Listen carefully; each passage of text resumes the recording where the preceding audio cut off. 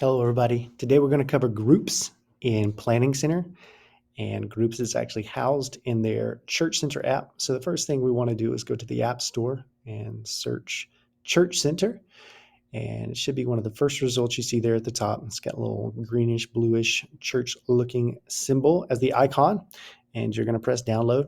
It's a pretty light app, so it shouldn't take too long to download, and once you have it there, you can go ahead and open it.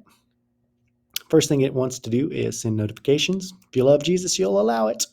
Then you can get started. It wants to find you based on location. If you're comfortable with that, you can give it permission just once, and it should find Genesis Metro within the churches close to this area. There aren't a whole lot, but if you're not comfortable with that at the top, you can simply type in Genesis, and it should produce both Genesis Metro Church and Genesis Church. So select Genesis Metro, and then it will ask, is this your church? And you say, yes, it is, and it'll start searching our database based on your phone number.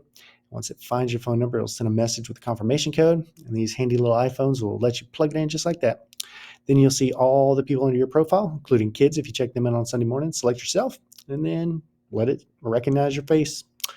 This is our little app. We've got 4 buttons on the home screen. The first one there is Connect, which takes you to a form, which allows you to get connected a little deeper at Genesis Metro if you want. Second button is Serve, which takes you to our website, which has all of our serving opportunities listed there. The third button is Give, which takes you to Kindred Giving, where you can give gifts and tithes. And lastly is Watch, which will fit you in YouTube and straight to our Genesis Metro Sermons page. And the other thing we want to look at in the top right are the notifications. So that's all the recent occurrences.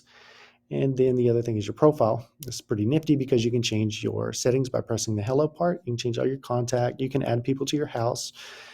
It's pretty nifty. Under that is schedules. You can accept your PCO assignments here. And below that is anything you've signed up for. You can see confirmation there. And that's profile. At the bottom, we have other buttons. The next one is calendar. Calendar will list everything that's happening at Genesis Metro, and these are also interactive. So if you find one like pancakes and pajamas, you can click on that, and you can go ahead and register your little babies for there and get your little date night in.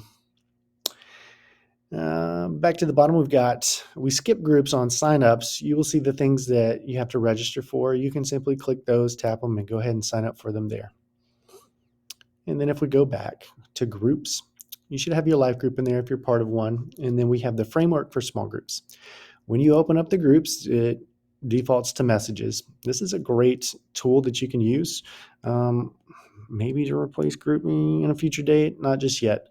But they works in threads. So you can have a welcome thread where new people can introduce themselves. Maybe you can throw some silly questions they have to answer in there. But then kids can interact just to that question. And so this might also be a good way to use or to get kids in one place for sermon notes on Wednesday evenings or Sunday mornings. And so that's the message part. The next thing is events. There's nothing there, but if your group wants to do something outside of Fuse, then you can create a new event, and you, your kids, and the administrators can see it. In the future, what we are going to do is just have Fuse listed there so that it'll send reminders out to all the members in the group. Under resources is where we'll have sermon notes and other resources to you. But then lastly is the members page, where you'll see all the leaders and the members. And in the bottom section there, there's an add button. When you press that, you get this QR code, but you also get this button that says add by email or text.